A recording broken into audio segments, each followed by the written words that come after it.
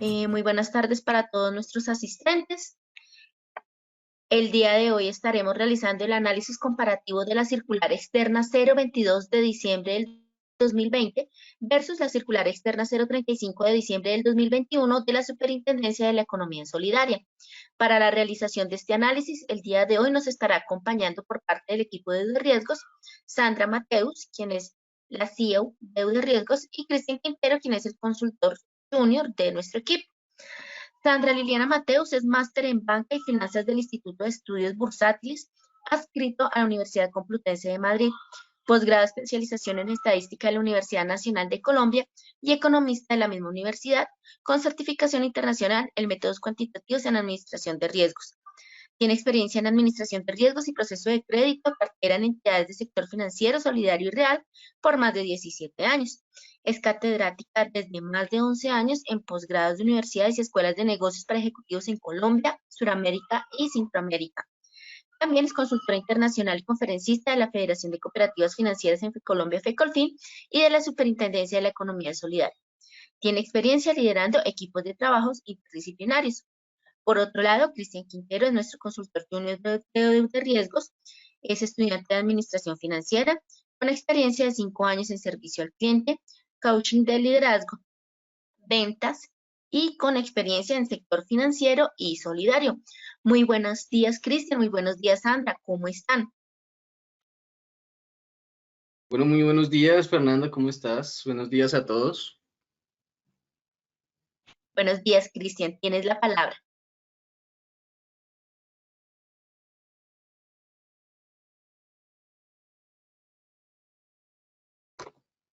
Bueno, muy buenos días a todos. Espero que se encuentren muy bien en esta mañana. Tenemos las 11:08 de la mañana en Colombia. Bueno, vamos a empezar con el comparativo de cambios de la circular externa número 22 de diciembre del 2020 versus la 035 de diciembre del 2021. Vamos a hacer un recorderis de lo que es la circular externa 22 de diciembre del 2020, 28 de diciembre del 2020. ¿Listo? Pero para esto es importante recordar la ruta de ingreso. Listo, entonces vamos a ingresar a la Super Solidaria, ¿verdad? Vamos a ingresar, ahí están viendo mi pantalla.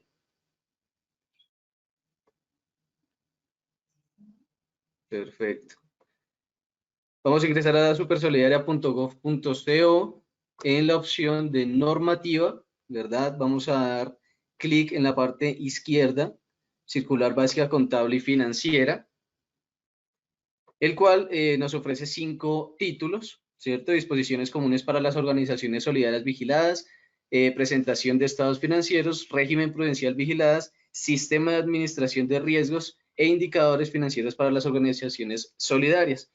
El día de hoy pues nos vamos a centrar en el título número 4, que es sistema de administración de riesgos, especialmente en el capítulo número 2, ¿cierto? Y anexo 1 y 2 de los mismos, que es lo que habla la circular externa 35. ¿Listo? Entonces vamos a darle iniciar. Bueno, que vamos a abrir los 3 capítulos, el capítulo y los 2 anexos. ¿Vale? Esto es lo que inicialmente teníamos de la circular externa 22 del 28 de diciembre del 2020. ¿Listo? Ahora vamos a la ruta de la 035, que es la que nos modifica esos lineamientos, ¿vale? Entonces entramos igualmente a supersolidaria.gov, pues realmente yo lo busco circular 035 de Supersolidaria, circular externa 35, y está las modificaciones del capítulo 2 y sus anexos, del capítulo número 4, y acá en este link nosotros vamos a dar clic. Sé que muchas personas también lo sabían, pero bueno, es importante un recorderis pequeño. Y vamos a darle aquí en anexo al cronograma, porque también se modificó, y la circular externa como tal. Aquí está toda la explicación de lo que se va a modificar o de lo que se modificó en la 035 respecto de este título 4, capítulo 2, del sistema de administración de riesgo de crédito, SARCE en especial eso, ¿vale? Entonces, permítame por favor, vamos a ver como tal la presentación. ¿Están viendo mi pantalla?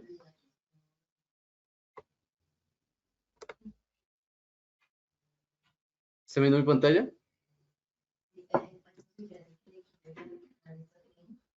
Bueno, entonces vamos a verificar lo que son las entidades relevantes fuera de aplicación de modelos de pérdida esperada. Esto fue un cambio que hizo como tal la circular externa 035. ¿Qué significa esto? Eso es una causa, eso significa que los modelos se aplicaban solo a categoría plena y primer nivel, es decir, que ingresarían los de segundo nivel, ¿verdad? Adicionalmente tenemos que habían modelos de pérdida esperada, ¿cierto? Que, pues como les decía, solo tenía categoría plena y primer nivel. Bueno.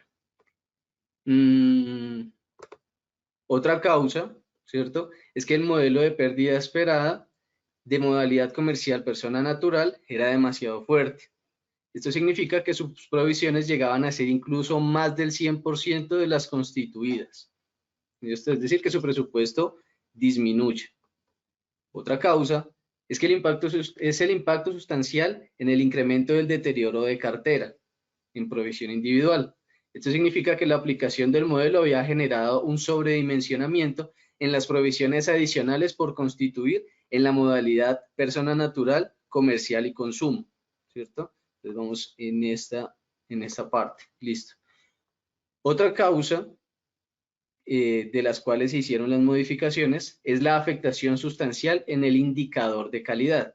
Esto significa que una mayor proporción de los asociados están obteniendo una calificación mayor de A, es decir, B, C, D y E, en el comportamiento del pago de sus créditos, pues por diferentes condiciones. ¿Listo? Otra causa es que el BEA o el valor expuesto del activo no tenía en cuenta el 100% de aportes y ahorro permanente, ¿cierto? Antes, el valor expuesto del activo solo contemplaba como tal el descuento de los aportes sociales y su porcentaje era solo el 70%, también con ciertas condiciones que más adelante se les explicará. Otra causa también es que los aportes sociales son garantía de las obligaciones. ¿Qué significa esto? Que al incluir los aportes sociales se disminuye el valor de la pérdida esperada adicional requerida. También significa que al reconocer el 100% de los aportes, las entidades pasarían a provisionar menos, reduciendo el impacto de sus excedentes. ¿Listo? Otras dos causas es que teniendo en cuenta que algunas organizaciones no permiten el retiro de ahorro permanente, estos recursos como tal quedan ignorados como respaldo de las obligaciones. Estos no se tenían en cuenta para disminuir el valor expuesto del activo. ¿Listo? Adicionalmente, el corto tiempo para lograr la implementación de modelos de referencia en los core de negocio, es decir, la plataforma tecnológica y adaptar un proveedor, es decir, el cronograma como tal que nos había brindado la Subsolidaria para las entidades fue muy corto. ¿Listo? Entonces, adicionalmente, ¿cuáles son los cambios más importantes en este caso? Nos habla de que la norma realiza los cambios en la inclusión de nuevas entidades para modelos de pérdida esperada, inclusión de nuevas entidades para la aplicación de modelo de pérdida esperada, las entidades de segundo nivel, como les indicaba, ajustes en el valor del expuesto del activo, ¿verdad? Bueno, es como tal, eso es resumiendo esa introducción respecto a la circular externa número 35 que nos brinda la Super Solidaria, ¿vale? Entonces, Fernanda, ¿tú me puedes ayudar, por favor, a brindarle el control a Sandra? Muchísimas gracias. Con mucho gusto.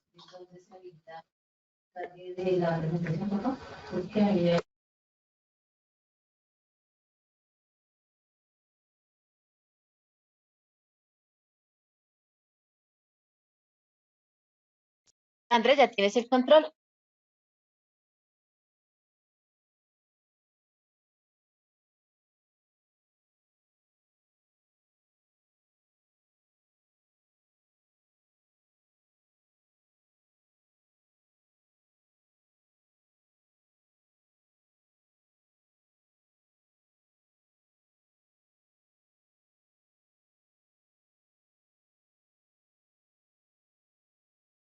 Fer, por favor, ¿puedes autorizarle el sonido a Sandra? Listo.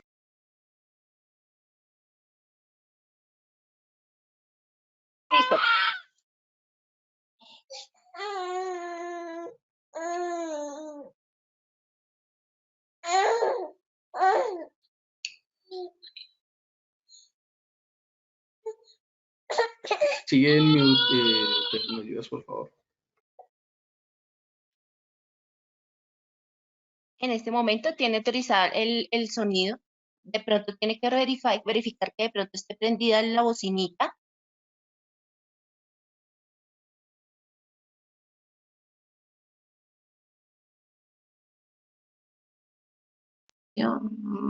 Ahora tengo, ¿me escuchan ahí? ¿Me escuchan? Sí, señor. Bueno, muy buenos días, muchísimas gracias, Cristian, por la introducción.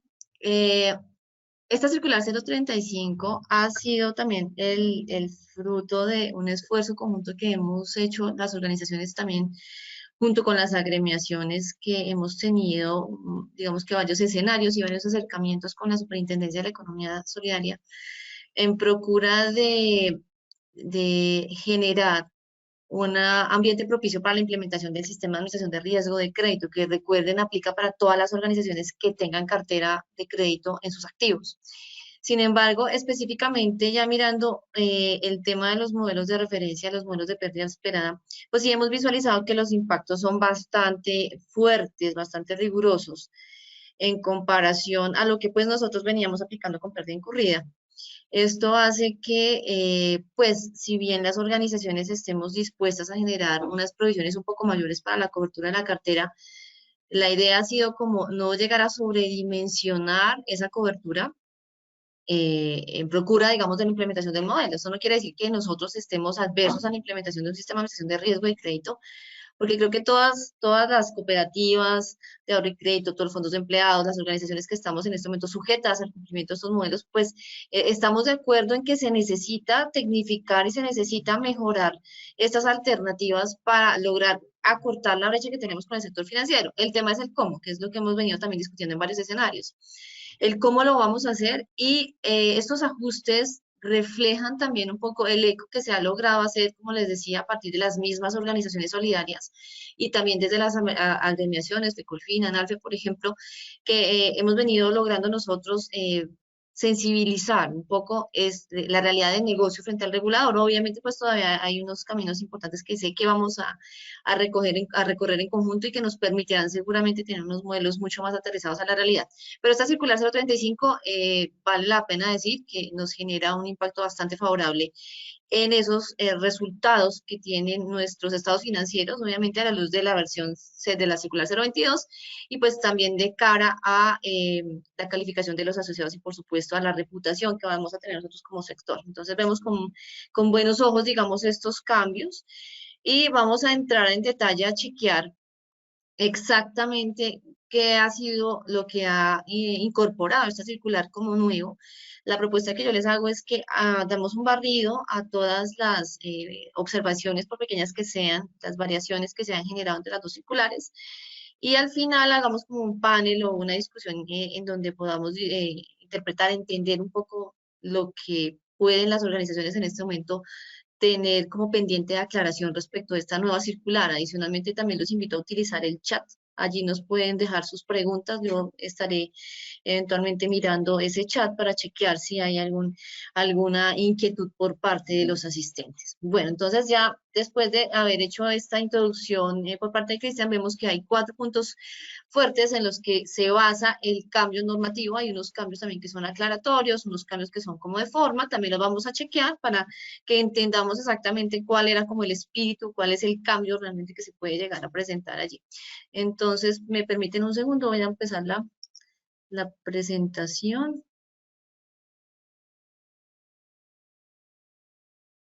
¿Me confirman, por favor, si están viendo mi pantalla? Sí, señora, estamos viendo tu pantalla. Gracias. Muy bien, entonces, vamos a ir en orden tomando el documento que nos habló Cristian hace un momento de las modificaciones, el documento de Word que tiene las modificaciones de la circular 035 respecto de la 022. Vamos a hacer un paralelo de lo que es la anterior versión, la nueva versión. Entonces, el primer punto, como ya se anotaba hace un momento, estaba destinada a la aplicación de los modelos de referencia exclusivamente a entidades de primer nivel de supervisión y fondos de categoría plena.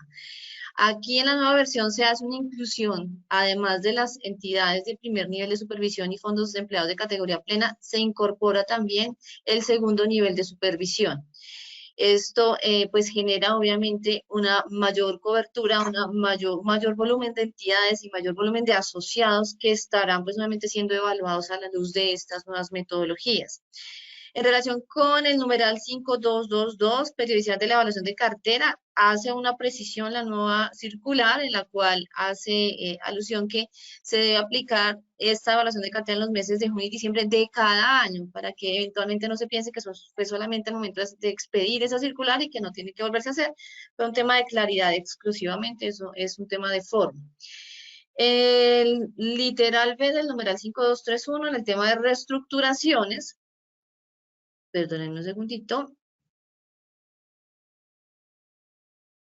¿Está viendo mi pantalla? Sí, señor. Ok. Nos dice que se debía conservar el número del crédito para mantener la historia y no perder la trazabilidad. ¿Qué sucede? Que cuando una persona se reestructura, sus obligaciones son reestructuradas, esta persona normalmente y frecuentemente tiene más de una obligación con esa organización, solidaria en este caso. Entonces, cuando se reestructura, no se reestructura una sola obligación, sino que normalmente se hace un análisis para hacer un mejor flujo de caja, se recogen todos sus pasivos y se genera una nueva obligación. Entonces, pues en este caso, en donde se recojan varias obligaciones, pues ya no va a ser posible guardar la trazabilidad del número de crédito que venía antes de la reestructuración, como si se logra hacer cuando la persona únicamente tiene un crédito. Entonces, la directriz en este caso es que se permita garantizar, conservar el número del crédito cuando esa obligación que se está reestructurando sea una única obligación, y solamente, pues solamente se hace la excepción en caso de que se recojan varias obligaciones. Recuerden que nosotros en reestructuraciones debemos garantizar que conservamos la traza, así sea una o varias obligaciones. ¿Qué quiere decir eso? Que necesitamos garantizar que almacenamos y guardamos la información de los hábitos de pago, de las moras que se tenían, también de las garantías, de toda la información relacionada con esa persona al momento de la reestructuración, ¿de acuerdo? Entonces, la información no se puede perder de vista. Esto nos va a servir más adelante también cuando apliquemos los modelos de evaluación y recalificación de cartera, que recuerden se deben hacer en los meses de junio y aplicarse en los meses de junio y diciembre con los cierres de mayo y de noviembre. En el tema de innovaciones se hace una claridad en el texto. Antes, ¿qué decía de innovaciones? Decía, una innovación no se considera reestructuración cuando el propósito no sea de facilitar el cumplimiento adecuado de la obligación. En este caso, la organización solidaria deberá realizar todo el procedimiento de evaluación previsto para el otorgamiento del nuevo crédito, pero si la innovación se produce con el ánimo de facilitar el cumplimiento adecuado de una obligación ante el real o potencial deterioro de la capacidad de pago del deudor, se considera una reestructuración y deberá cumplir con el procedimiento señalado para las reestructuraciones. Es decir, las innovaciones, ¿qué son? Son operaciones en donde yo le digo al asociado, venga, yo le recojo esa obligación y le doy más plata, le estoy retanqueando, le estoy cambiando condiciones, le digo, venga, no se vaya, yo le doy una mejor tasa, no me compre la cartera, etcétera. Son cambios en las obligaciones que no son motivados por un mal comportamiento del cliente, por un deterioro en su perfil o de su capacidad de pago. Ya cuando se reconoce alguna situación de estas, pues procedería a una reestructuración. Este texto se hace más claro. No quiere decir que se impliquen o que se involucren nuevas directrices o cambios. Ahora, ¿cómo queda? Si la innovación se produce con el ánimo de facilitar el cumplimiento adecuado de una obligación ante el real o potencial deterioro de la capacidad de pago del deudor, se considera una reestructuración o modificación y deberá cumplir con el procedimiento y requisitos señalados en el presente capítulo para tales eventos. En la versión de la circular 022 en relación con el numeral 5233, otros tipos de modificaciones de la cartera de créditos, vamos a hablar en relación con la calificación que se da a esas obligaciones que pueden llegar a ser sujetas de modificaciones. Entonces, antes, como decía el texto, en el caso de otorgar periodos de gracia, la calificación de la obligación deberá mantenerse durante la vigencia de esta condición. Sin embargo, si la organización solidaria lo considera pertinente, la calificación podrá deteriorarse de acuerdo con el análisis de riesgo realizado. si la organización lo considera pertinente. Fíjense ustedes que aquí estaba muy a criterio de la organización y es un podrá, no necesariamente era una obligación deteriorar esa obligación. ¿De acuerdo con qué? Con el análisis de riesgo presentado. La aprobación y la aplicación del periodo de gracia no implica una mejora. Esto sí nos decía, usted puede mantener la obligación en la misma calificación. Si usted considera pertinente, usted puede deteriorarla, pero nunca mejorarla. Era un poco la directriz que tenía. Y adicionalmente dice, sobre los intereses y otros conceptos causados, asociados al crédito, causados no recaudados por las organizaciones solidarias, se deberá constituir un deterioro provisional 100% durante el respectivo mes. ¿Cuál mes? En el mes en que se hace la ejecución o se formaliza, digamos, el tema de esa modificación. Y se debe registrar en las cuentas correspondientes. Tales valores solo se podrán disminuir en la medida que se haga recaudo efectivo. Ahora, ¿cómo queda? Ese numeral 5233 nos dice, en el evento en que se otorguen periodos de gracia, la calificación de la obligación deberá deteriorarse ante el incumplimiento en las condiciones pactadas o producto del análisis de riesgo realizado.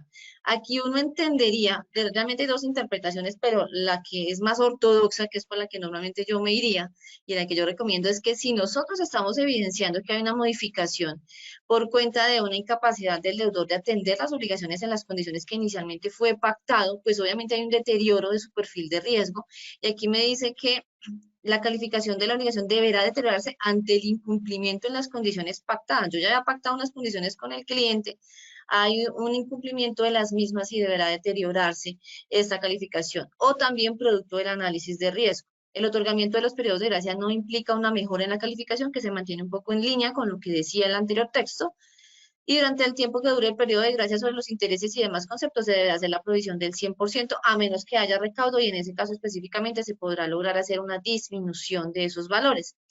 Ahora bien, en el literal G del numeral 5233, dice conservar el número del crédito para mantener la historia y no perder la trazabilidad, salvo aquellos casos en donde se recojan varias obligaciones.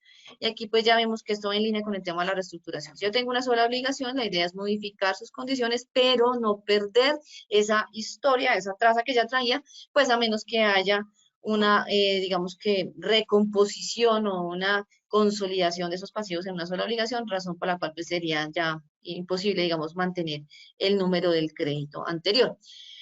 En la anterior versión, adicionalmente, en el numeral 5.3, modelos para la estimación o cuantificación de la pérdida esperada, nos hace referencia al valor expuesto del activo. Y nos aclaraba que corresponde al saldo de la obligación al momento del cálculo de la pérdida esperada, incluye intereses de crédito, pagos relacionados con el crédito, descontando el valor de los aportes, de acuerdo con lo establecido en el numeral 5.1. ¿Cuáles eran esas condiciones del numeral 5.1?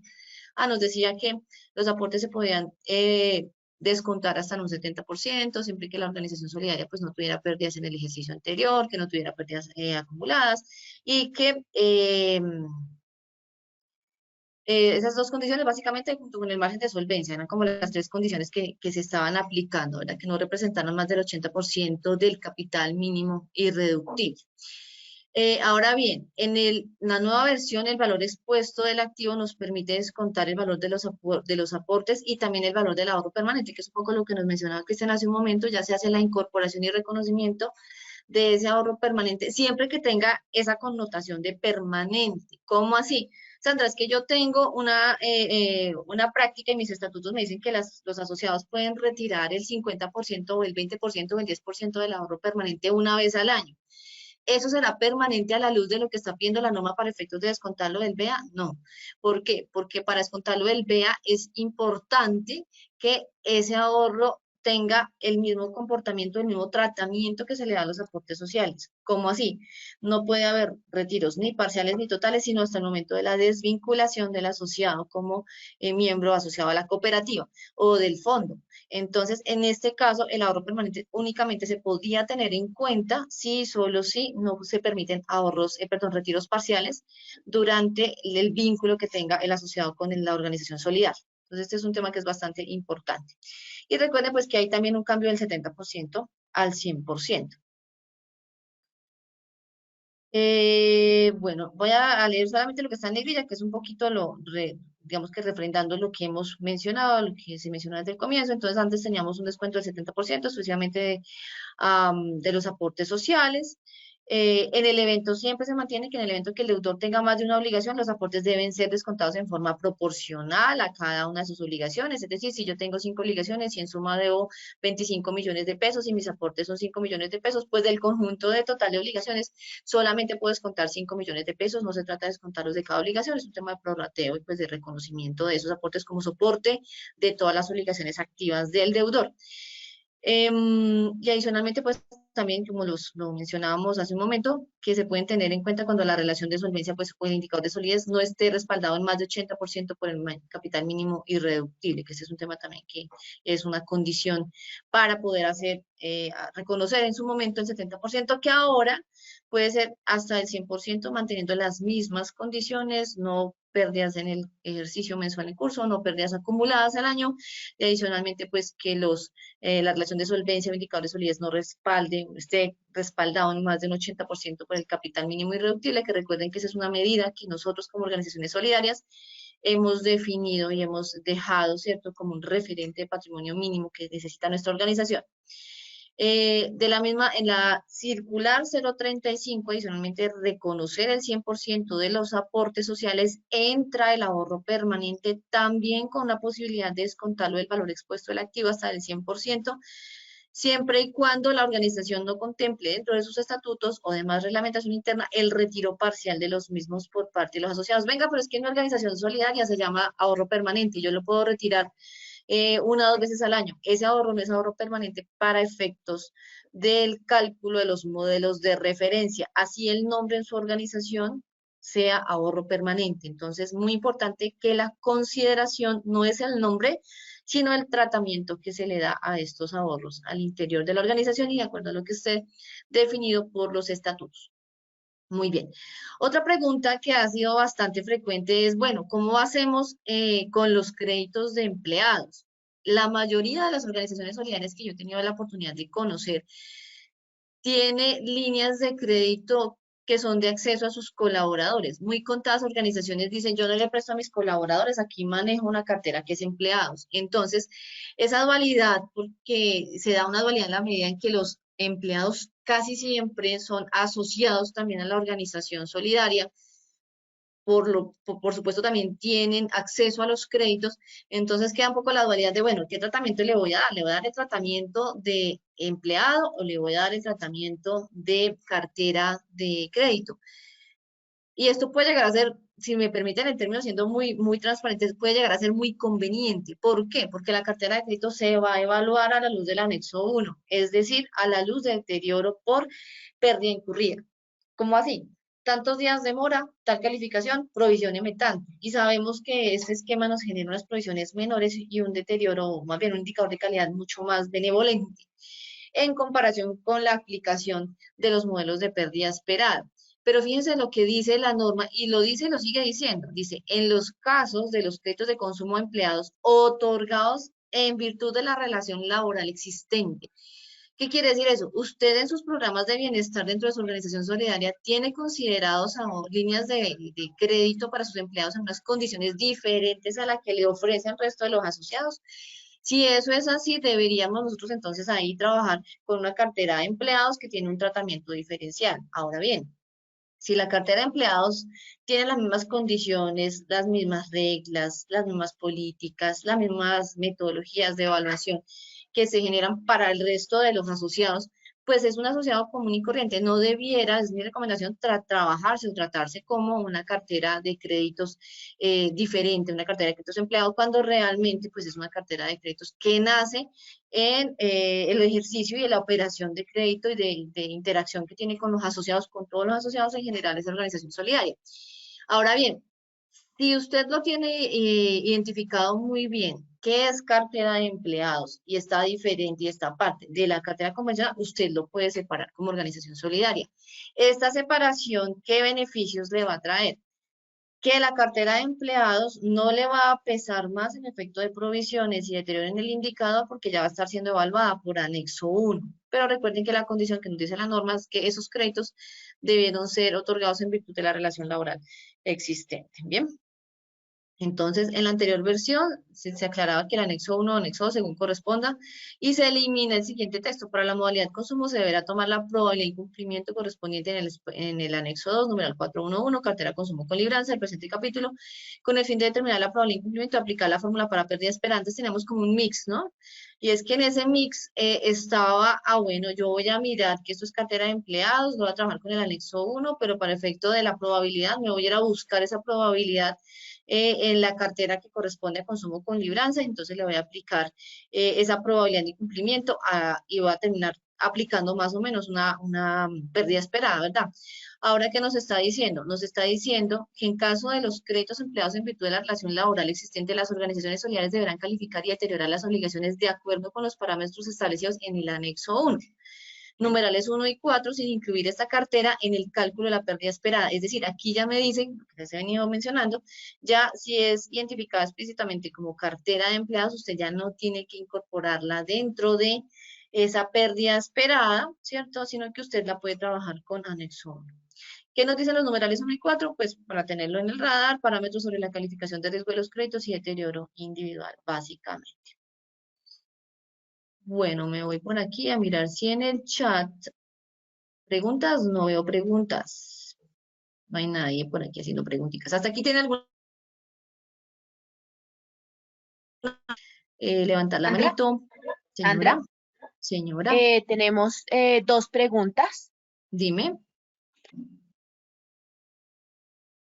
Sí, Fernanda, ¿me las lees, por favor? Porque yo les Mira, estoy escribiendo tenemos aquí. buenos días. En el caso del tratamiento del ahorro permanente, si la organización solo contempla el 50% de retiro de este producto, ¿se podría solo tomar el 50% para descontarlo del valor expuesto del activo o solo por estar contemplado ya no se podría tomar?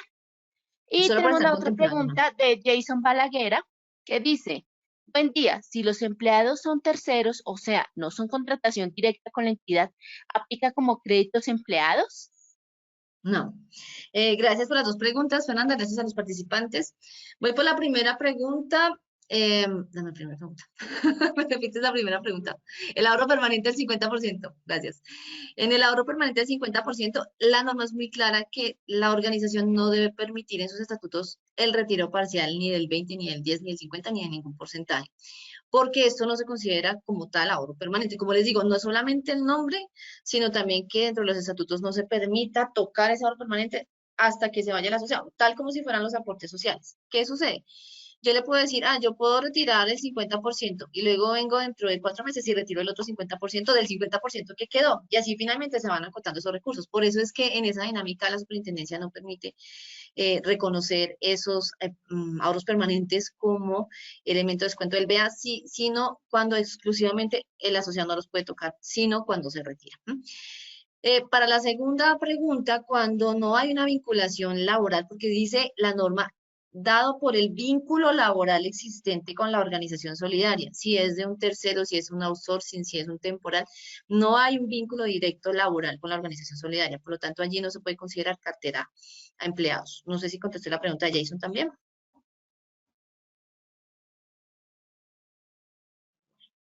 Gracias, Fernanda. Vamos a seguir entonces.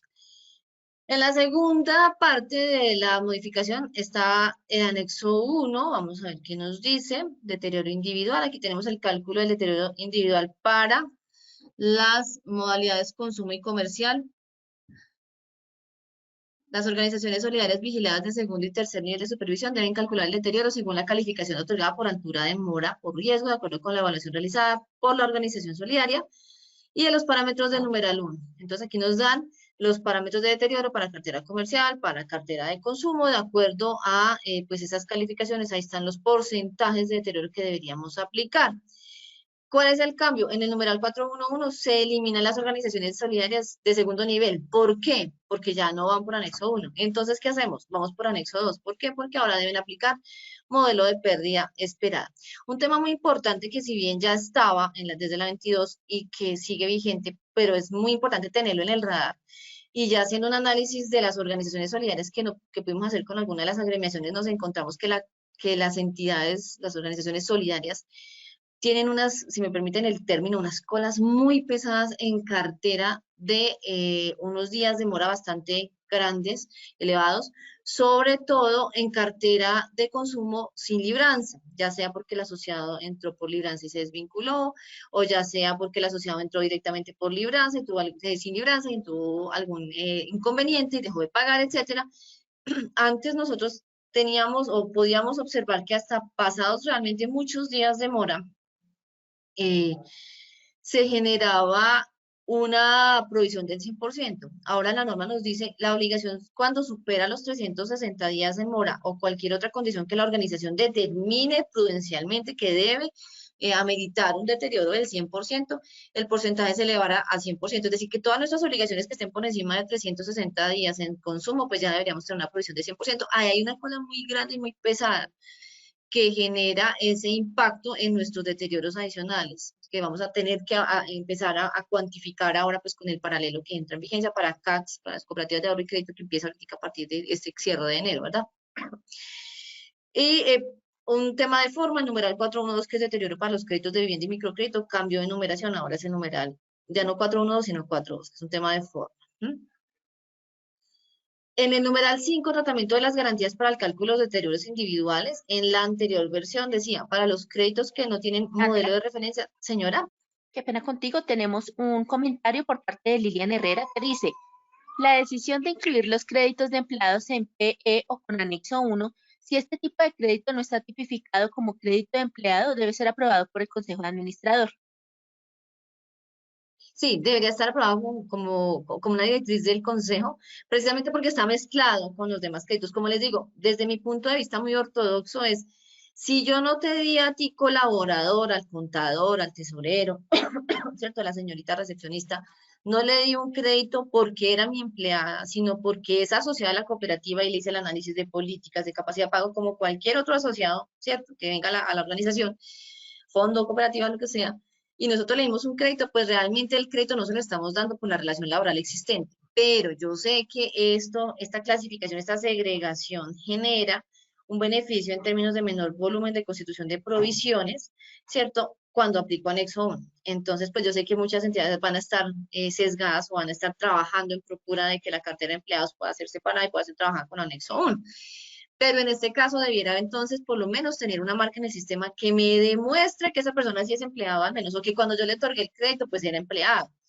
Porque de otra manera, pues ante una, por ejemplo, comisión o una supervisión, pues yo no voy a tener elementos para demostrar que en efecto esa persona sí era empleado, sino, venga, voy a traer la lista, mirar si era empleado o no era empleado. Cuando se supone que la norma es clara y le dice, si a usted empleado le dieron un crédito por ser empleado, no por ser asociado. Entonces sí es muy importante, pues, si vamos a hacer esa separación, poner la marca en el sistema y como dice Miriam, pues obviamente poner esto en conocimiento del Consejo de Administración y por supuesto pues que quede debidamente documentado. Muchas gracias Fernanda y gracias Miriam. Sí señora. Bueno, entonces decíamos que por aquí, si quieren al final de cada slide, para poder seguir el hilo conductor, al final de cada slide vamos haciendo como las preguntas del slide y luego vamos al siguiente, ¿sí? ¿Les parece? Entonces, para los créditos que no tienen modelo de referencia, les decía, se tomarán los porcentajes dependiendo de la garantía, la altura de mora relacionadas pues en el documento, y el resultado será el valor descubierto, se aplicará sobre el valor descubierto de la garantía. Eso es lo que estaba, digamos, aplicándose para deterioro antes, ¿verdad? Para los créditos de consumo y comercial que apliquen modelos de referencia, se podrá tomar el 100% del valor de la garantía para aplicar el factor correspondiente, pero ya no como un valor al cual le voy a restar el valor de la garantía y le aplico para mirar ahora sí cuál es el deterioro. No, sino que ese es el valor del 100% se aplica para el PDI, que es otro de los elementos que hace parte del cálculo de la pérdida esperada, que es un efecto mitigante que se tiene sobre el valor de la provisión ya digamos en conjunto de esta cartera de créditos. Entonces, yo lo que puedo hacer es tomar el 100% del valor de la garantía, pero para aplicárselo al PDI. Y esto me generará, perdóneme por supuesto, un menor valor en las provisiones.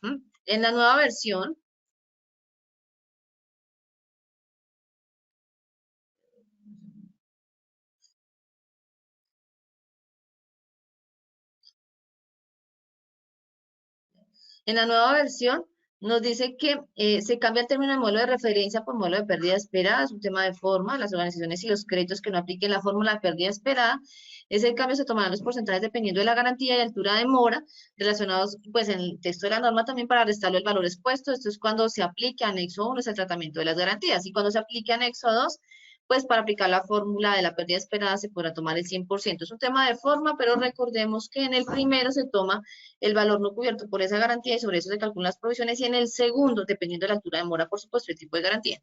Y en el segundo, cuando es anexo 2, vamos a hacerlo por el 100% del valor de la garantía, pero no para descontarlo el valor del activo, del valor expuesto del activo, sino para tomar ese valor como un mayor valor del PDI. ¿Hasta ahí alguna pregunta?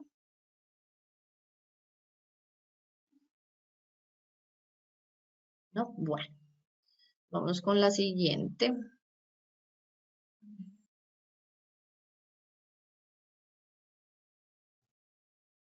Número 5.1, tratamiento de los aportes sociales. Esto ya lo discutimos en detalle. Vamos a mirar el anexo 2. Entonces, no sé si hasta aquí, para cerrar con esta parte del anexo 1 y del texto de la norma, si hay alguna pregunta. ¿No? Alguien que quiera audio, alguien que quiera escribirnos. Fernanda, por aquí hay preguntas.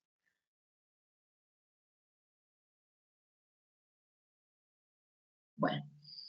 Anterior versión, numeral 3 de la metodología de calificación de los modelos de referencia. En la nueva versión se hace una aclaración. Vamos a mirar cómo estaba antes. Nos dice, con base en el puntaje obtenido se establecen las calificaciones de riesgo, la cual determinará la probabilidad de incumplimiento correspondiente. Los rangos para establecer tales calificaciones están en el numeral 3.4 del anexo. Entonces, ahí nos dicen cuáles son los rangos para aplicar, las probabilidades dependiendo de la calificación y la calificación dependiendo del puntaje que arroje el modelo de PI. ¿Sí? Ahora, en el numeral 3 nos dice, las variables que componen los modelos son independientes y el valor de los coeficientes y los signos que los acompañan deben interpretarse en función de aumento o disminución del riesgo de incurrir en incumplimiento. ¿Qué quiere decir? Una variable de mora. Si tengo variable de mora que está puntuando, el signo va a ser positivo. El del coeficiente, ¿por qué va a ser positivo? Porque está sumando riesgo. Si yo estoy hablando de valor de los aportes, por ejemplo, o de antigüedad del asociado con el fondo, con la cooperativa, o si yo tengo una variable como el saldo expuesto, ¿cierto? Entonces, quiere decir que entre, por ejemplo, el valor de los aportes que fuera, entre más aportes, pues menos riesgo, ella debería tener un valor negativo. Entre más haya transcurrido el tiempo desde el momento del desembolso de ese crédito, pues también el crédito va a tener menos riesgo. Entonces esos coeficientes van a ser negativos. Aquí nos está diciendo es un poco cómo nosotros debemos interpretar esos coeficientes. Cada que ustedes en la ecuación del cálculo del Z vean un signo positivo, quiere decir que esa variable cuando existe suma riesgo. Y que esa variable cuando está ausente, es decir, cuando toma el valor de 0, disminuye el riesgo. O por lo menos neutraliza el riesgo, no le suma riesgo, ¿de acuerdo? Cuando el valor es negativo del coeficiente, si esa variable existe, entonces ahí sí disminuye el riesgo, ¿bien? Para el caso de las variables relacionadas con la morosidad, debe comprenderse que su análisis es independiente por cada variable, es decir, si el deudor se encuentra al día, pero presentó mora en algún periodo anterior, el modelo recoge el riesgo por el máximo incumplimiento de dicho periodo. Cuando la mora se presenta en periodos recientes, los coeficientes reflejan un mayor riesgo. Es más pesado para el modelo una mora reciente que una mora histórica. Esto es simplemente una aclaración sobre la forma de comprender y aplicar la mora. Es una incorporación de esa claridad, pero no me está dando lineamientos nuevos. En el numeral 3.1.15, al momento de hacer el cálculo de las variables mora 15, por ejemplo, nos dice el anterior, señora. Apenas tenemos dos comentarios.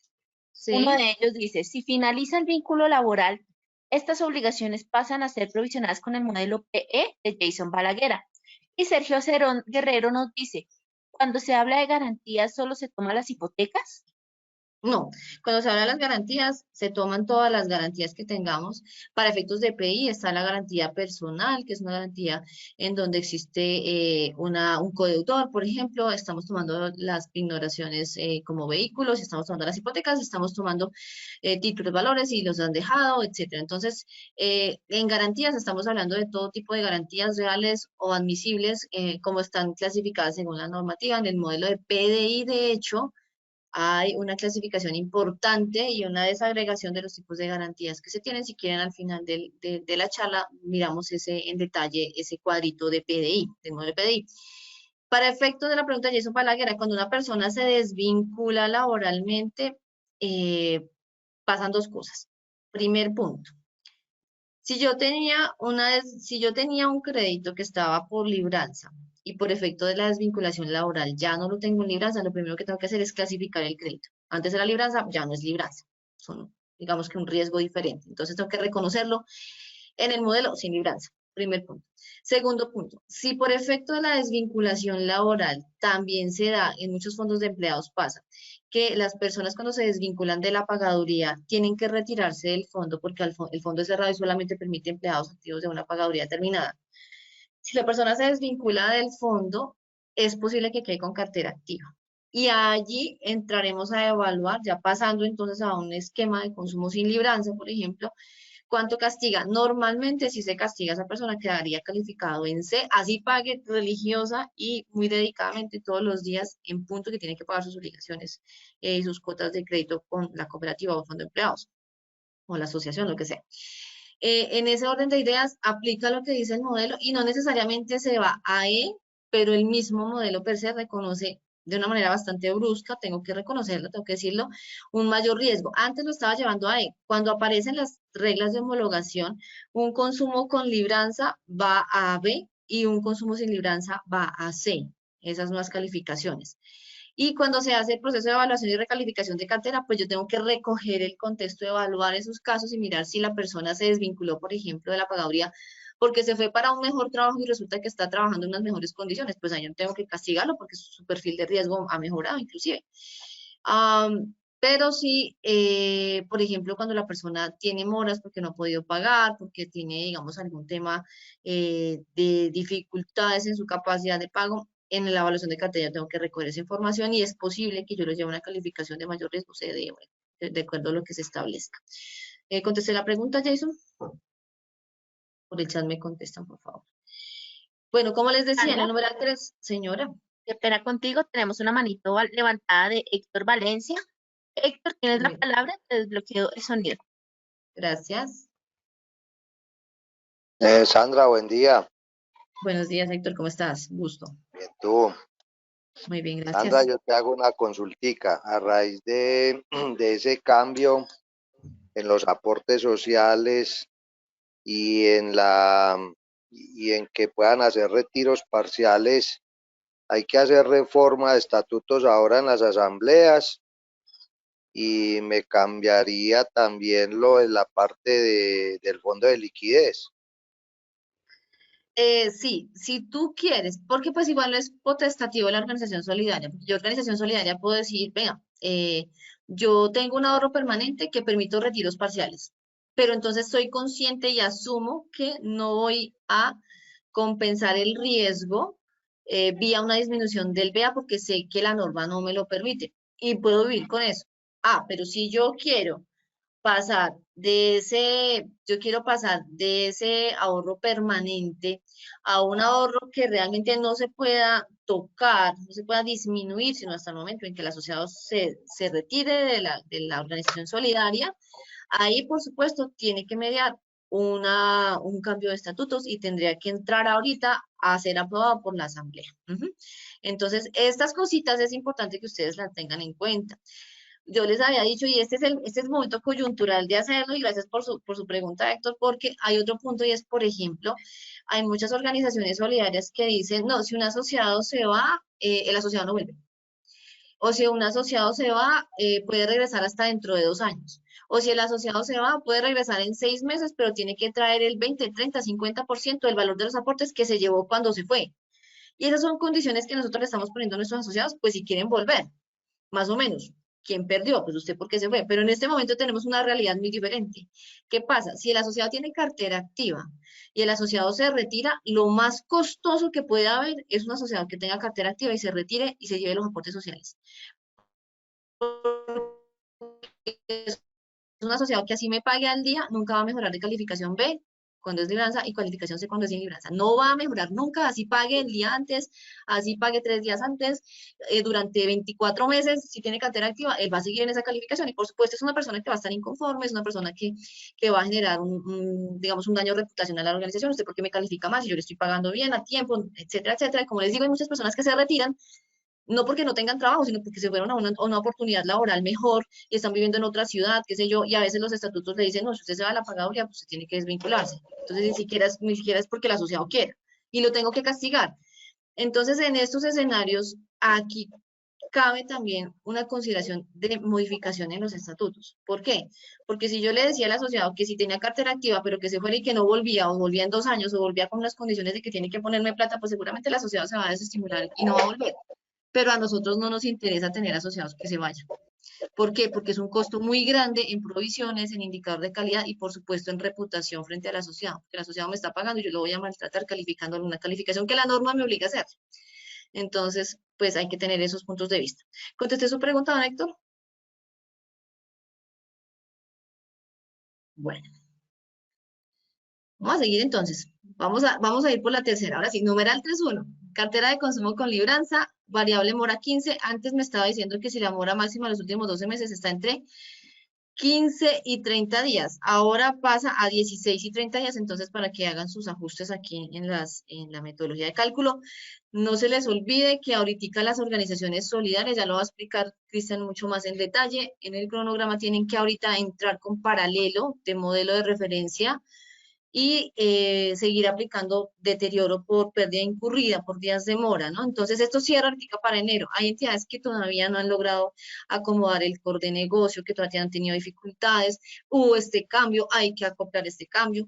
Entonces, pues les recuerdo que nosotros tenemos aquí en No de Riesgos nuestro partner, que es la empresa que está, digamos que generando toda la proveeduría de modelos estadísticos y de automatización de procesos que nosotros ya tenemos automatizados esos procesos. En caso de que a alguien le interese, pues se pueden comunicar con Fernanda, conmigo, con Cristian, con muchísimo gusto y nosotros les haremos una oferta. Realmente está muy, muy, muy económica, inclusive para lograr hacer paralelo, para probar que su por qué bien hecho, pues nos están tomando, digamos, esos servicios para poder probar que la pérdida esperada realmente sí está dando exactamente lo que debe dar y que los resultados coinciden y que ustedes no van a tener problemas más adelante, o que si ahora que entra el paralelo ustedes no lo tienen listo, pues digan, y ahora, caramba, ¿yo con qué hago mi cálculo de pérdidas esperadas? Pues nosotros podemos proveer ese servicio. Para eso está nuestro aliado System Risk, que hace parte del grupo U de riesgos. Muy bien. Sandra, Señora. tenemos un comentario de parte de Lilian Herrera.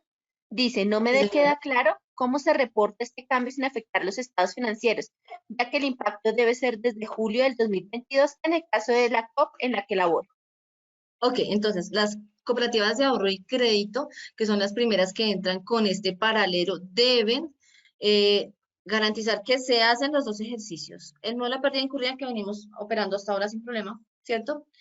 Con los cambios en microcrédito y todo lo demás que ya la norma ha venido incorporando, ¿verdad? Y adicionalmente también el modelo de pérdida esperada. ¿Qué pasa? Contablemente, usted únicamente va a aplicar lo que tiene por pérdida incurrida. A partir del 1 de julio de 2022, usted, el cambio que tenía o los valores que tenía ya del cálculo o de la implementación del modelo de pérdida esperada, ya los debe reflejar contablemente para reflejar ese cierre contable en el mes de junio, en el mes de julio, ¿sí? Por ahora hay que hacer los dos. Uno hace parte de la contabilidad, el otro usted lo conserva guardadito. Y la Superintendencia de la Economía Solidaria nos ha dado o nos va a dar seguramente unos lineamientos, unos formatos, unas estructuras de reporte para que nosotros allí alojemos esos resultados que nos están dando los modelos de referencia, que no tienen aplicación contable, pero eso nos permite afinar el modelo y garantizar que cuando ya tengamos que salir al mercado con aplicación y con efectos contables, el modelo está adecuadamente definido, estructurado, implementado, que los desarrollos tecnológicos están acordes a lo que dice la normativa. Entonces, por eso es un periodo de transición, de maduración. Hay que hacer los dos, afecto contablemente pérdida incurrida, el otro lo tengo que tener igual, lo tengo que guardar. Si la superintendencia me dice, este es el formato en el que tiene que reportar, ahí vamos a reportar, pero mientras tanto la norma es clara, usted lo tiene que conservar. Si yo, superintendencia se lo pido, usted me lo tiene que a mí entregar y no me puede decir, es que todavía no lo tengo montado en el core, es que todavía estoy, es que todavía no lo he hecho, no.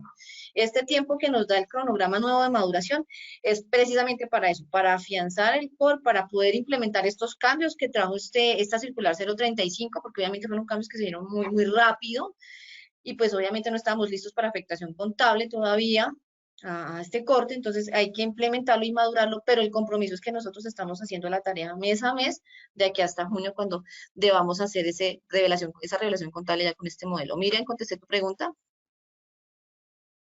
Dice, ok, o sea que todavía no se cambia la información en el formato F9027.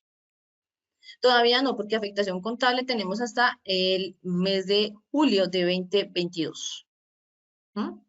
Pero sí hay que tener esos modelos ya listos para, o sea, ese cierre contable el 31 de enero ya debe estar evaluándose a la luz del paralelo, es decir, el modelo que estamos usando actualmente y también de los modelos de referencia. Por eso les digo que si no están listos, nosotros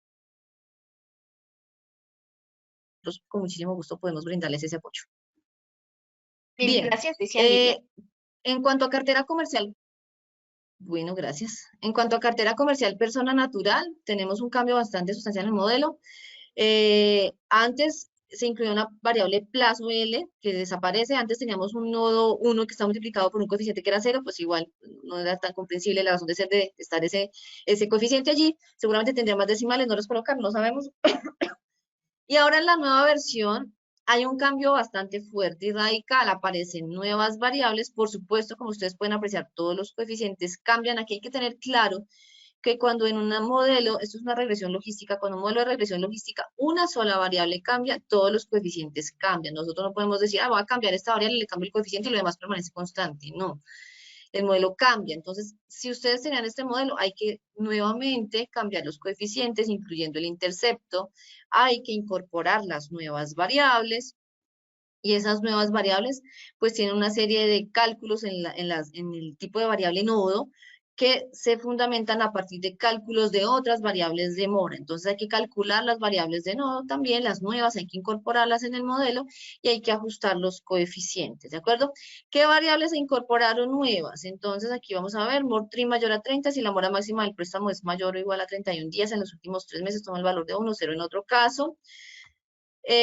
Nodo 1, que se alimenta de las variables mora 12-30 y mora trimestral mayor a 30. Yo en un chat que tenemos de todas las organizaciones solidarias, algunos recibieron esa comunicación, los que no, por favor, les invito a que pertenezcan a ese grupo de CIAR y SARCE, en donde se alimenta, digamos, información novedosa, actualizada, noticias que tienen que ver con los sistemas de administración de riesgos. Y allí les coloqué una carta en la cual, a la luz de la 035, hacía unas identificaciones de unas variables que faltaban, unas variables que sobraban o que no tenían, digamos, una estructura lógica dentro del texto, pero es un tema de mera forma, básicamente, ¿cierto? En la cual era importante, pues, pedirle a la superintendencia para efectos de que varias entidades reportaron que no era comprensible la forma de aplicar el modelo, porque había variables que existían en la descripción, que no estaban en la ecuación, había variables que estaban en la ecuación, pero no existían en la descripción y así sucesivamente. Entonces, como de organizar un poco esos textos. Aquí se identifican esas variables, nodo 1 entra, mora 12-30 no está como tal en la ecuación, pero se necesita para calcular la variable nodo 1, mora 12-60 entra dentro del modelo, mora 24-30 también se necesita para calcular la variable nodo 2, y estas que están marcadas en verde, que les dejo marcadas en verde aquí, ustedes van a tener acceso a esa grabación si la quieren, nosotros la vamos a dejar colgada en la página de de riesgos, la pueden consultar, ustedes van a visualizar que estas variables, si bien no hacen parte explícitamente del modelo, son insumos para calcular las variables de nodo. Es decir, las voy a necesitar para calcular estas variables de nodo que sí están dentro del modelo, ¿de acuerdo? Entonces, estas son las variables que se han incorporado en este modelo de referencia de modalidad comercial. Se ve un cambio bastante drástico en este modelo. El resultado ha sido una disminución en las provisiones respecto del modelo anterior. No es tan grande, pero sí se ve una disminución.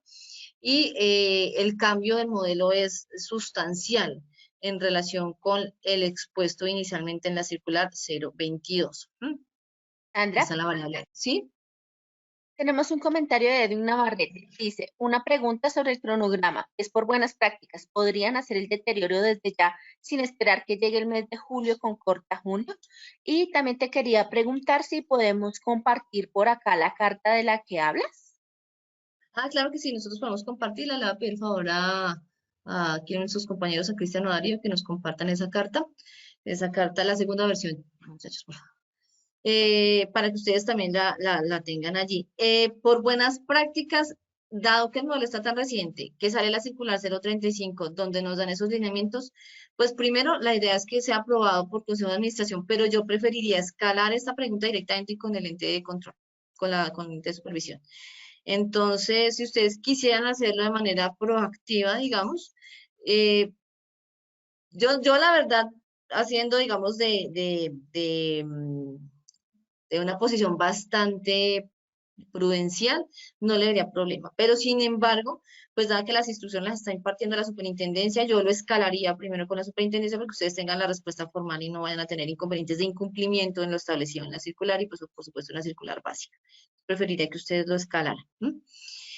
Bueno, entonces aquí les dejo marcado en amarillo los cambios de incorporación de variables. En la anterior versión están las salidas de las variables. Aquí veíamos en amarillo las variables que ya no están. Y en verde están las variables que son insumo para el cálculo de otras variables que sí hacen parte del modelo. En resumida historia, pues, aquí observamos que este modelo ha tenido un cambio bastante drástico, bastante fuerte. Es otro modelo prácticamente, es otro modelo respecto al que vimos en la circular 022.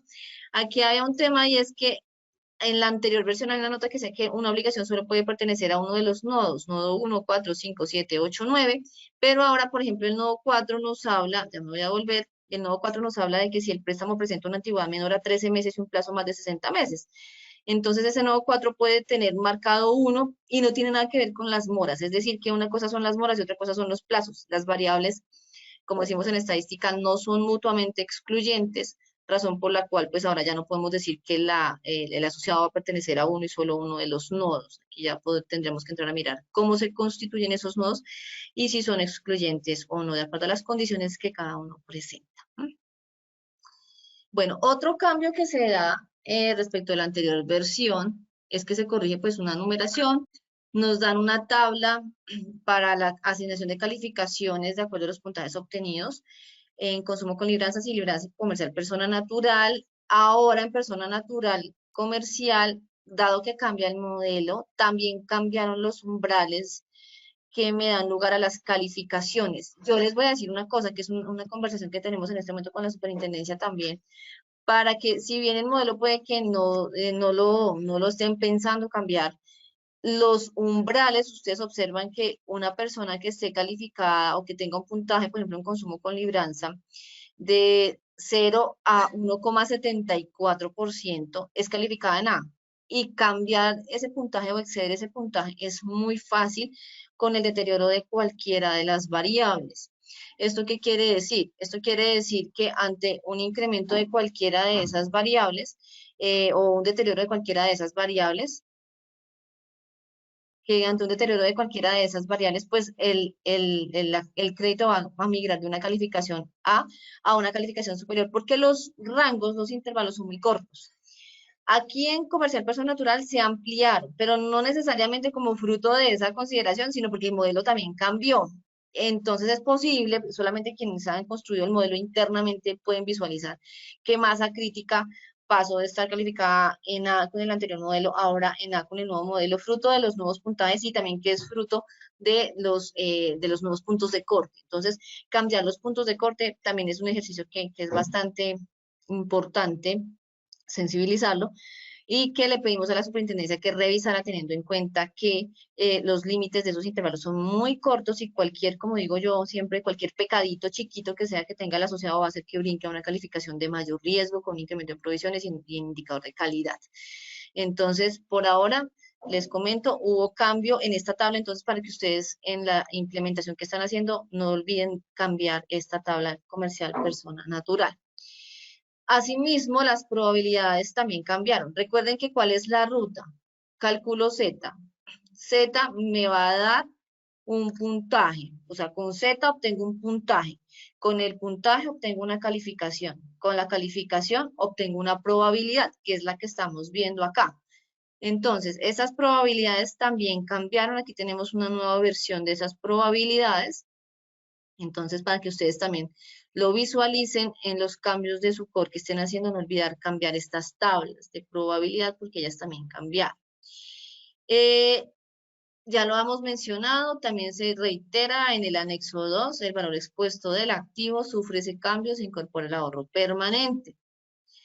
Y aquí tenemos, que le decía a la persona que me estaba preguntando de garantías, hacia el final de la presentación íbamos a ver el PDI, ¿cierto?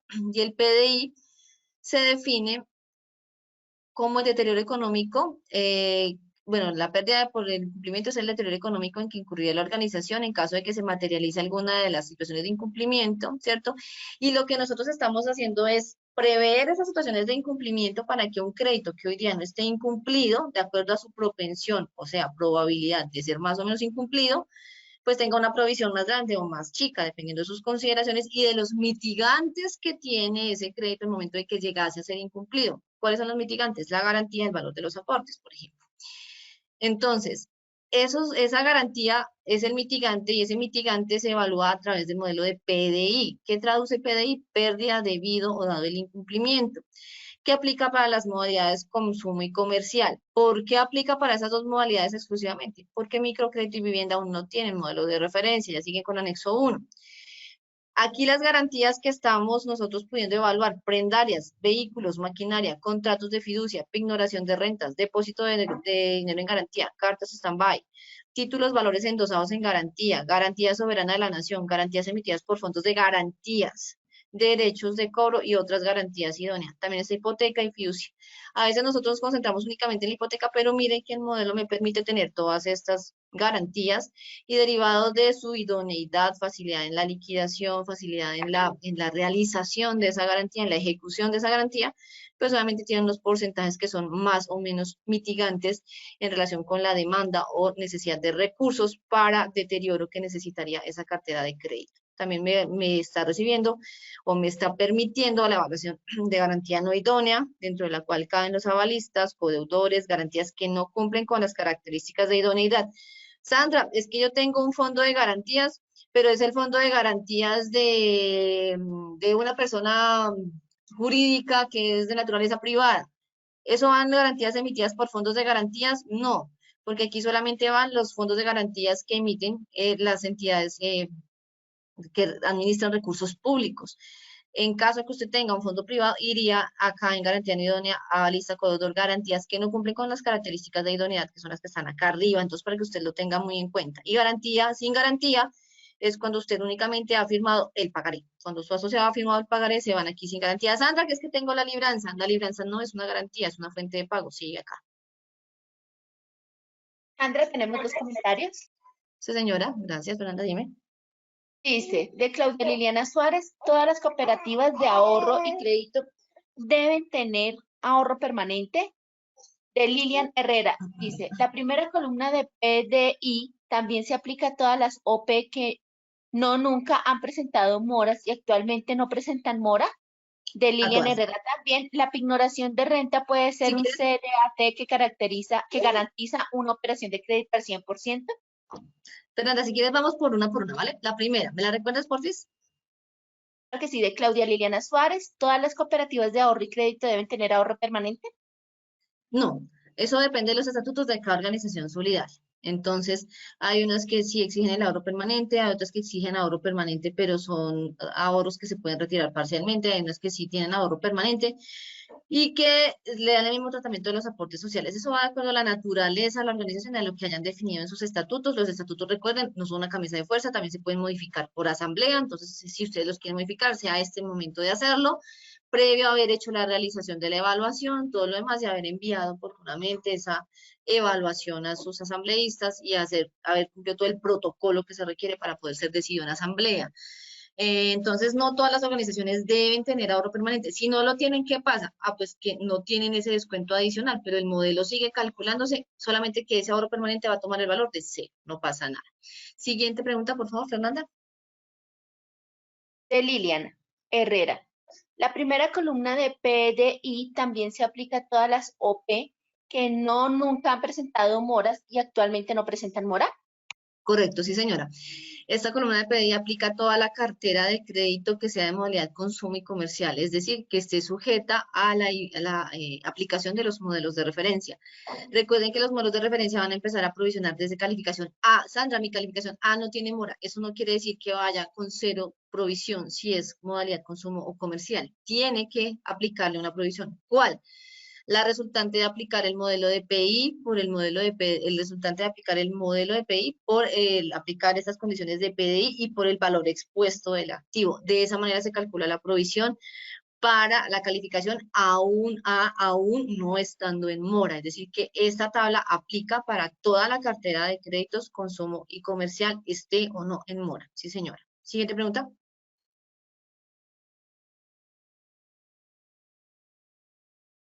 Fernanda. Permíteme un momentico que tenía un problema. Dice, la Tranquila, qué primera, pena. ya, la pignoración de renta puede ser un CDAT que garantiza una operación de crédito al 100%. Una cosa importante, los CDATs no son endosables, ¿cierto? Ellos no son un título o valor. Entonces, no siendo un título o valor, usted lo que puede endosar es los derechos allí contenidos, pero usted no puede endosar como tal el título.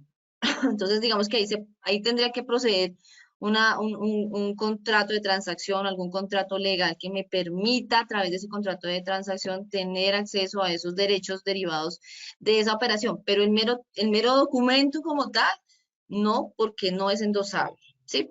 No es un título o valor. Si es un CDT de entidad vigilada superfinanciera, sí, pero aquí hay que tener en cuenta también dos cosas, y es que el plazo de esos documentos debe ser acorde al plazo de la obligación, porque yo puedo tener un CDT en el Banco de Colombia, ¿cierto? Y yo digo, ven, Fernanda, en el fondo, recíbeme este CDT que es del Banco de Colombia, pero resulta que el CDT es de 90 días y el crédito yo te lo estoy pidiendo pues a 60 meses. Ahí no se hablan los plazos, no hay calce de plazos, por razón por la cual no sería considerada como una garantía idónea como tal, ¿sí? A menos que te dijera, bueno, entonces acabo de que tú cobres ese CDT, el plazo a 60 meses, pero entonces tú te cobras con esos recursos, te cobras la deuda y te doy a ti exclusivamente el endoso para el derecho irrevocable de cobro de ese título y tú con eso te pagas la deuda y ahí se extingue la obligación. Ah, pues si vamos a dejar una cosa de esa naturaleza, un covenant de esa naturaleza, pues en ese caso sí. Pero yo no podría tener un CDAT como garantía real, un depósito de garantía real, así sea de otra organización solidaria. Si es de la misma organización solidaria, les cuento que ni siquiera la Superintendencia Financiera de Colombia en entidades, establecimientos de crédito, entidades bancarias que tienen CDTs emitidos por ellas mismas, ese CDT, no CDAT, ese CDT no puede ser garantía en obligación de crédito de ella misma, porque eso es pasar de un bolsillo para otro. Entonces, ni la Superintendencia Financiera de Colombia permite esa figura. Ahora menos con nosotros, dado que el CDAT no es un título o valor. ¿Contesté la pregunta?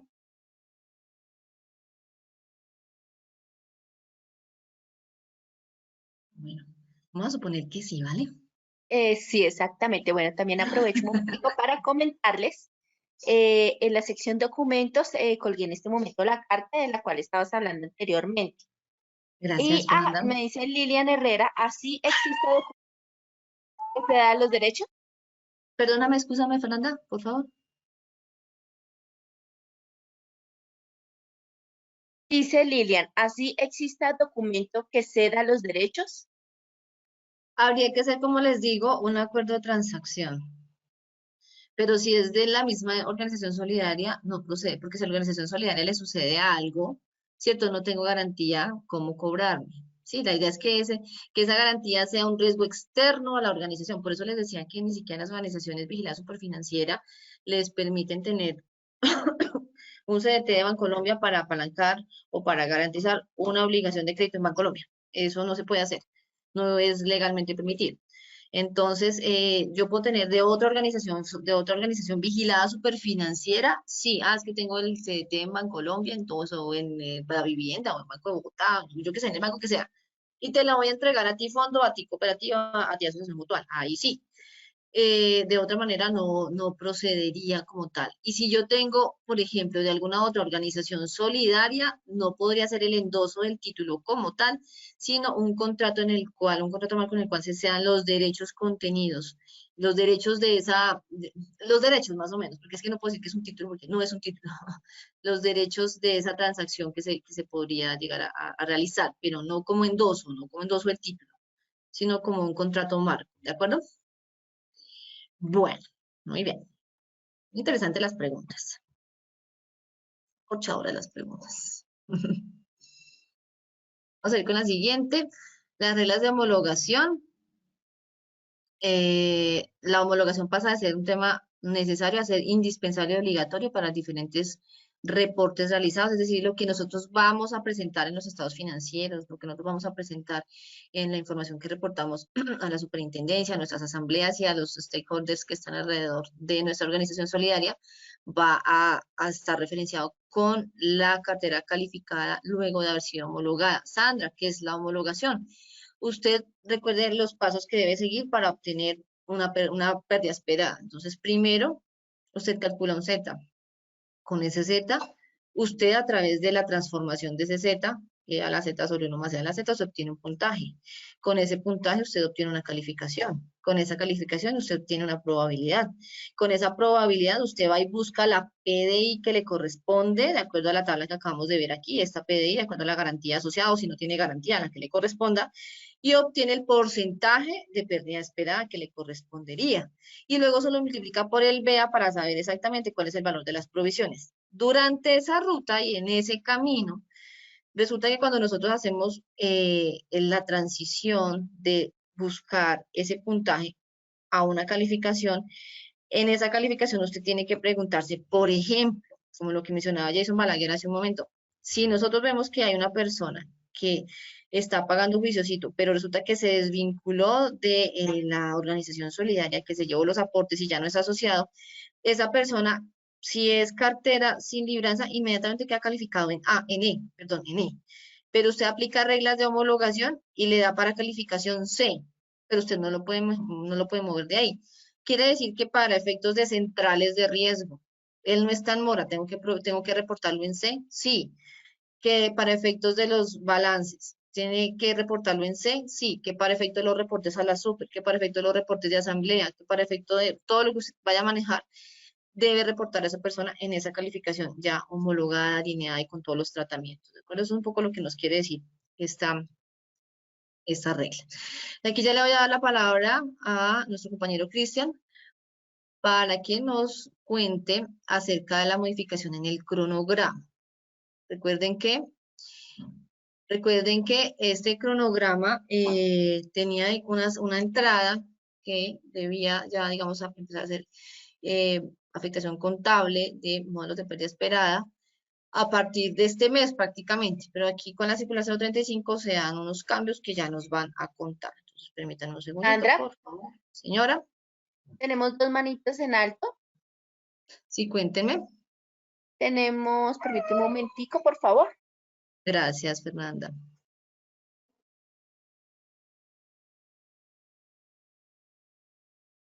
Le cedo la palabra a Lilian Herrera. Lilian, tienes habilitado el micrófono y después vamos con Héctor Valencia.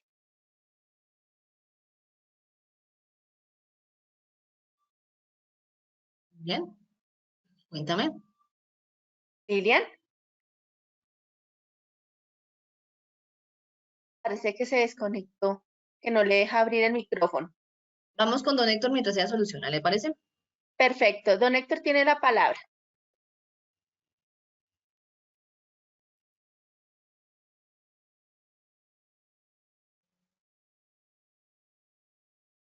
Don Héctor.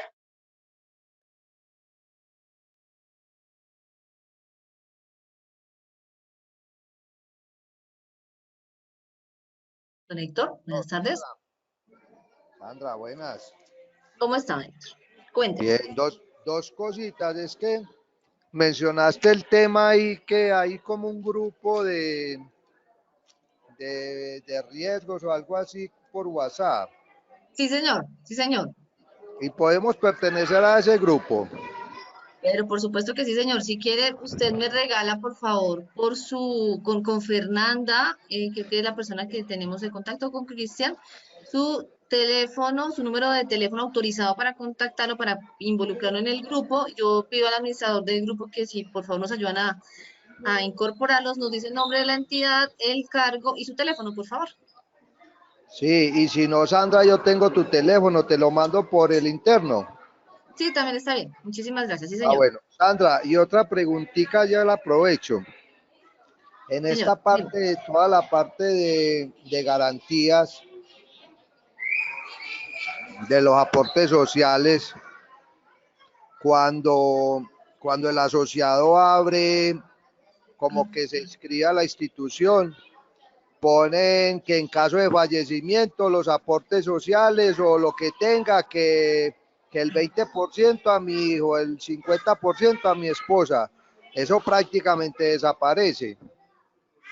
No veo por qué, don Héctor, porque ante un fallecimiento existe el seguro de vida de deudores. Entonces, realmente el recaudo de la cartera, yo no espero hacerlo vía aportes, los tengo allí conservados, por supuesto, si hay alguna dificultad para poder cobrar esa cartera a la aseguradora. Pero yo espero que la aseguradora sea quien me pague a mí esa deuda en caso de fallecimiento y yo poderle devolver a la familia o a los beneficiarios de esos recursos en los porcentajes que haya establecido el asociado. Entonces, digamos que ahí yo no entendería por qué ya no se aplicaría. No sé si usted me quiere explicar un poco cómo Pues lo está digo viendo. yo porque como entra a garantizar en un 100% la cartera. Sí, don Héctor. Sin embargo, recordemos que la cartera siempre debe estar cubierta con seguro de vida de deudores. Entonces, ese prima. Ya en caso de que haya algún tema de exclusión o de no cubrimiento de esa cartera con ese seguro, pues ya legalmente tendría que entrar a demostrar entonces que se surtió el proceso con la aseguradora, que no procede, y en ese caso pues se le daría un tratamiento diferente a los aportes sociales. Pero en casi el 100%, diría yo, de los casos, la cartera debe ser reclamada directamente a la aseguradora en caso de fallecimiento. Listo, gracias. Con mucho gusto, sí, señor. Lilian era la otra persona que tiene una pregunta. Fernanda. Sí, tenemos varias preguntas y varias manitas levantadas. Entonces, Lilian, tú ya tienes habilitado el micrófono. Sí, muy buen día, muchísimas gracias. Bueno, no sé si de pronto me desvío, pero no, pero quería preguntarte si con todos estos cambios respecto a la calificación de riesgos que debemos transmitir transmitir a las centrales de riesgos o de información, no estaríamos incumpliendo nada de la ley Habeas Data. Ese es un tema que se ha trabajado y se ha expuesto en varios escenarios, inclusive el doctor Clifford Maturana de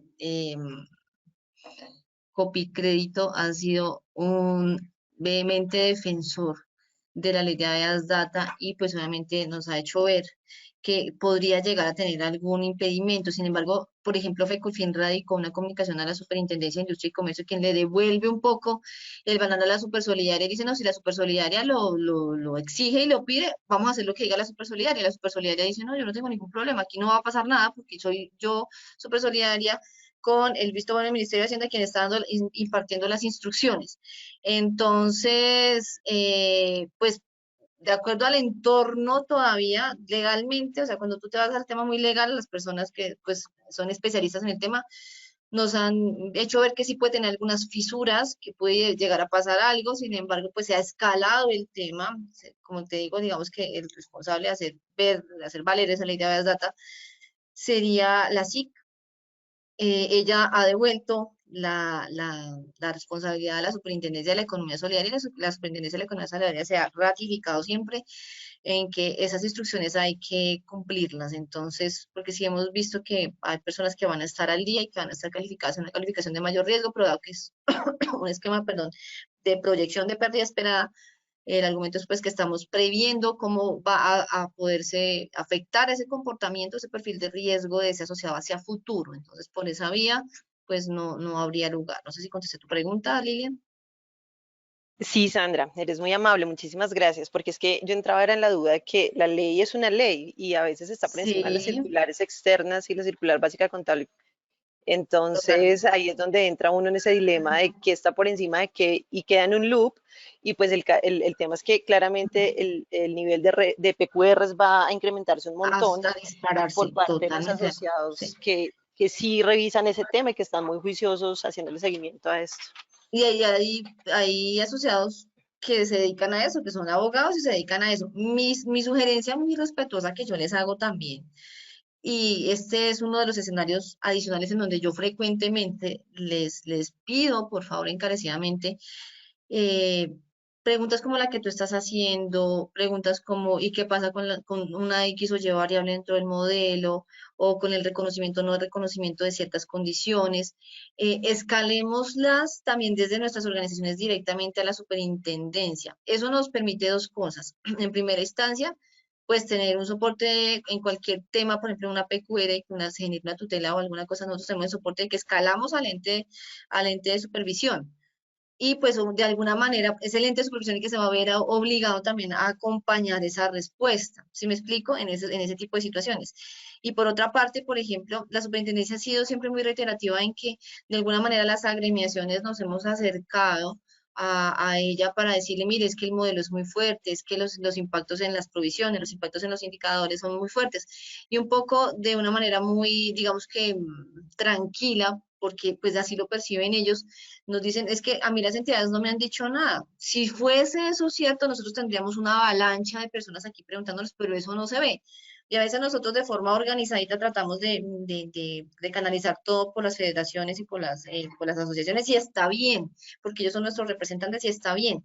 Pero adicionalmente, el hacer, digamos, la labor paralelamente, tanto con la asociación como de manera directa, eso nos ayuda a generar un poco más de eco y un poco más de llamado de atención al ente de control de que las organizaciones en general, pues sí estamos un poco confundidas o un poco preocupadas ante ciertos lineamientos. Entonces mi invitación es a poner formalmente por escrito estas situaciones ante la superintendencia. FECOLFIN, te digo, yo ya sé que lo está haciendo, lo hicimos en conjunto con el doctor Clifford Maturana, se escaló esa comunicación, pero sí es muy bueno que nosotros también tengamos el respaldo en las agregaciones, que tengamos el respaldo de las organizaciones solidarias, quienes también se puedan manifestar de manera independiente. Ese es un trabajo que es bastante independiente, es bastante, perdón, bastante importante. ¿Bien?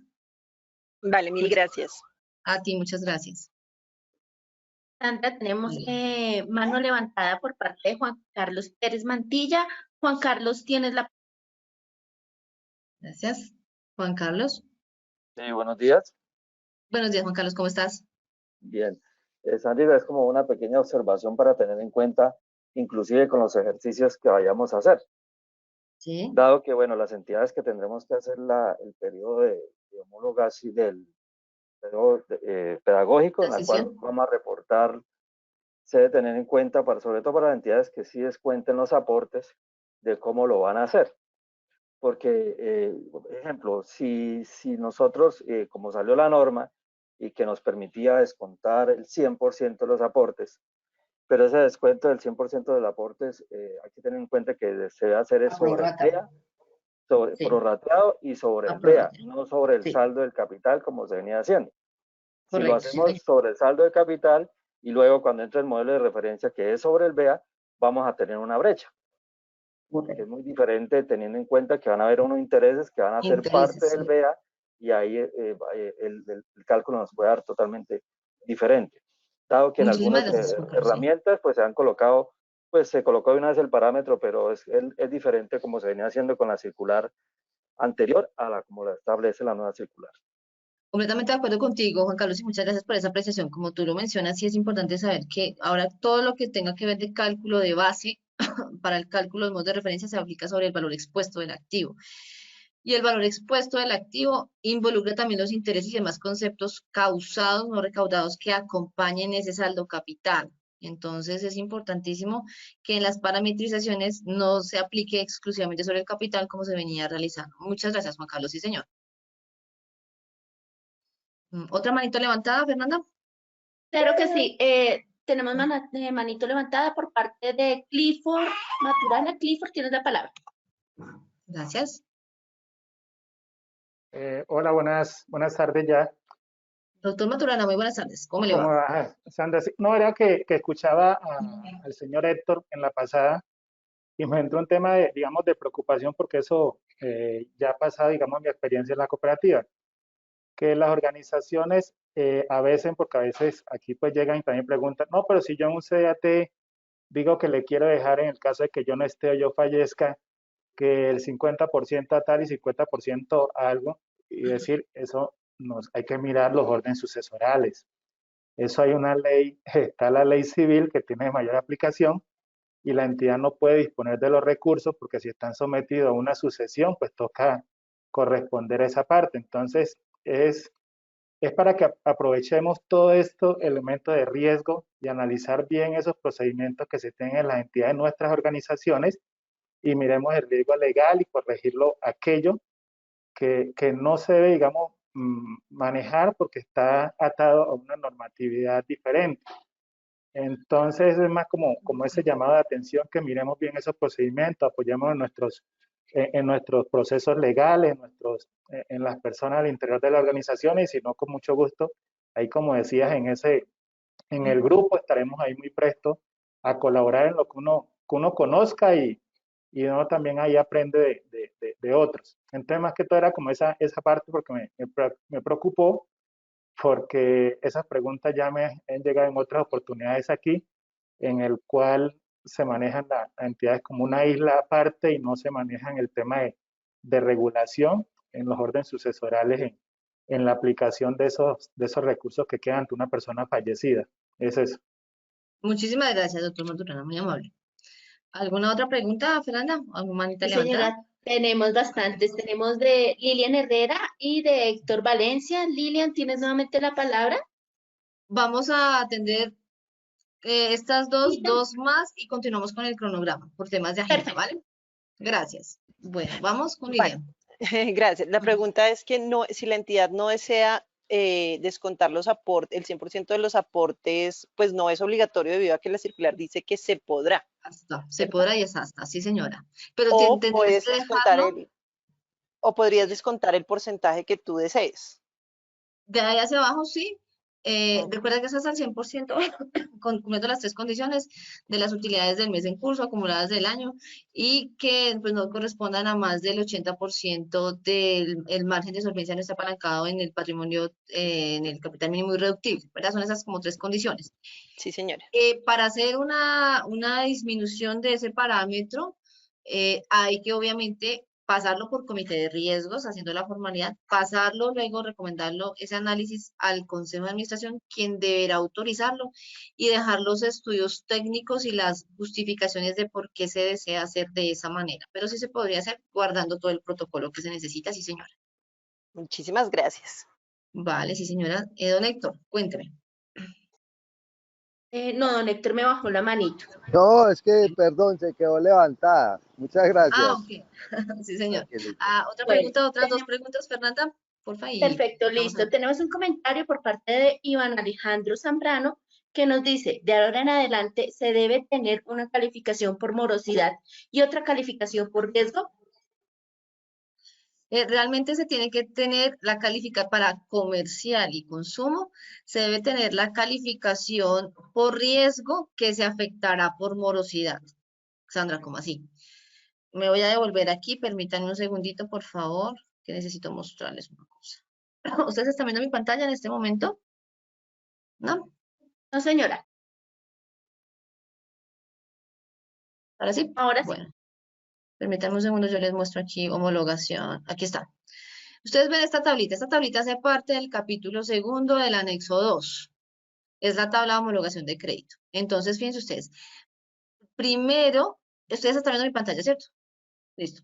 Primero, ustedes hacen la calificación por riesgo y me dicen, una A va a ser una A, pero una B con mora entre 0 y 30 días también va a ser una A. Entonces, primero está la calificación de riesgo y luego voy y miro la morosidad y veo si le aplico o no le aplico un ajuste. ¿De acuerdo? Entonces, usted debe chequear si aplica o no aplica el ajuste de acuerdo a estas tablas de homologación que hacen parte del anexo 2 del capítulo 2 del título 4. ¿Vale? Y está para consumo con y sin libranza y está también para comercial persona natural. Entonces, estas son las tablas que se deben aplicar. Vale, Fer. La siguiente pregunta, por favor, y la última, por este bloque. Nos dice, asociados al DIE calificados diferente a A, ¿es procedente reportar así en centrales de riesgos en caso de PQR del asociado? Por parte de Jason Balaguer, es la pregunta. Se debe reportar, esto la superintendencia lo ha dicho, lo ratificó en la circular y lo ha ratificado en todos los escenarios que ellos han tenido de explicación de los documentos. Ellos han dicho que el asociado que tenga una calificación diferente de A, así esté al día, deberá utilizarse esa calificación, que fue lo que vimos hace un momento, para efectos de estados financieros, reportes en centrales de riesgo, cuantificación de los indicadores de calidad para todos los usos que vayamos a dar. Siempre se va a reportar la calificación homologada, la calificación de riesgo homologada. ¿Sí? Bueno, vamos ahora sí a darle la palabra a nuestro compañero Cristian para que nos cuente sobre el cronograma de implementación.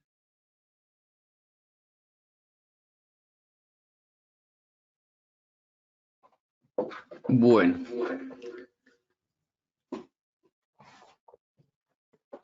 Respecto del cronograma, discúlpeme, ahora sí. Bueno, los ajustes de cronograma de aplicación de modelo de pérdida esperada, como tal, Cristian, se hace de la siguiente forma. Tú estás proyectando. No sé. ¿Proyecto? Sí, por favor, el cronograma. Pues pensé que le habías mostrado. Bueno, en el cronograma, las cooperativas de ahorro y crédito deben tener listo como tal el modelo de referencia al corte del 31 de diciembre, ¿cierto?, del 2021, para correrlo en paralelo por 6 meses a partir del cierre de enero del 2022 hasta el 1 de julio del 2022, ¿correcto? Otra modificación que se hizo como tal fue la afectación contable para las cooperativas de ahorro y crédito a partir de los nuevos modelos de referencia desde el 1 de julio del 2022. ¿Dejas ver otro? Eso, ahí está. Perfecto. Para las organizaciones de primer nivel diferentes a cooperativas de ahorro y crédito con cartera mayor a 50.000 millones, a corte de diciembre del 2021, la aplicación como tal va a ser a partir del 1 de enero del 2023. 1 de enero del 2023. Adicionalmente, para las organizaciones de primer nivel, diferentes a cooperativas de ahorro y crédito con cartera menor a 50.000 millones, a corte de diciembre de 2021, la aplicación será a partir del 1 de enero del 2024, ¿correcto? Y las organizaciones de segundo nivel, como tal, van a comenzar a regir o a aplicar a partir del 1 de enero del 2025. Como tal, las demás actividades ya se mantendrían.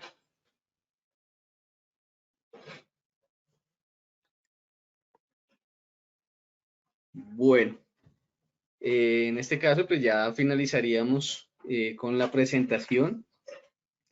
No sé si haya como tal preguntas respecto al cronograma o si tienen algún comentario adicional.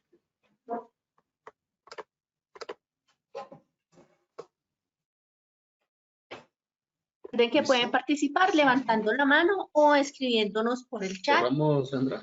¿Alguna pregunta? Un segundito. Sí, tenemos acá, bueno, comentarios ya, muchas gracias. El micrófono.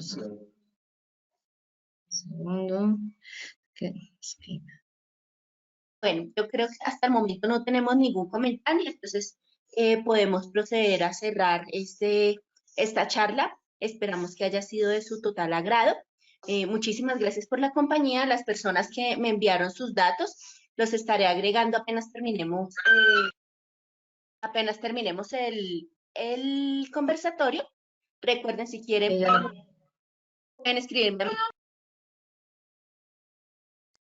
pueden escribirme a mi correo admin@uderriesgos.com o a mi teléfono 320-336-2119. No sé si Sandra y Cristian desean agregar algo más. Sí, muchísimas gracias a ustedes por la participación, por esta actividad muy interesante. Siempre que se hacen estos foros aprendemos todos, entonces Viene la circular 036 también, a la cual esperamos también hacerle una presentación así muy similar. Bienvenidos nuevamente a esa charla. Y recuerden que si necesitan un aliado para hacer la cuantificación de sus pérdidas esperadas, mientras su core está a punto para hacer el paralelo o para probar que ese core esté generando los resultados que se deben, pues estamos con muchísimo gusto nosotros suministrando ese servicio, para lo cual también se pueden contactar con Fernanda o conmigo directamente. Muchísimas gracias. Entonces, que tengan una excelente tarde. Qué pena, Sandra, un momentico. Don Héctor tiene una manito levantada, acabo de levantarla. Don Héctor tiene la palabra. Don Héctor. No, Sandra, no, casualmente te iba a preguntar eso, que si hay algún tipo de software en el cual nos podamos apoyar para lo de la pérdida esperada. Entonces, ya acá, ya escuché que lo dijiste. Entonces, a ver si nos pueden hacer llegar como algún tipo de información sobre este sistema. Claro que sí, don Héctor, nosotros tomamos tus datos, ya los tenemos, y te daremos entonces la presentación de System Risk, que trabaja en web, y pues son modelos que han venido ajustándose conforme los cambios normativos, y pues nosotros hemos estado bastante de cerca con estos cambios en las variables, en la interpretación desde las primeras mesas técnicas. Entonces garantizamos pues que los cálculos se adhieren exactamente al espíritu de la norma y a la forma como la superintendencia ha interpretado cada una de las variables. Entonces digamos que es un... Sí, porque yo digo que si eso ya existe, de contar con una herramienta que hace bienvenido. adecuadamente los cálculos mientras ustedes puedan a punto su software, o inclusive para tenerlos como un referente para garantizar que al momento de tener ustedes sus cálculos, pues haya contra qué comparar sus resultados. Muchísimas gracias. Entonces te estaremos contactando, don Héctor, y las personas que estén interesadas también nos pueden escribir por el chat de riesgos, o también contactarse con Fernanda, con Cristiano, conmigo. Muchísimas gracias, que tengan una excelente tarde. Hasta luego.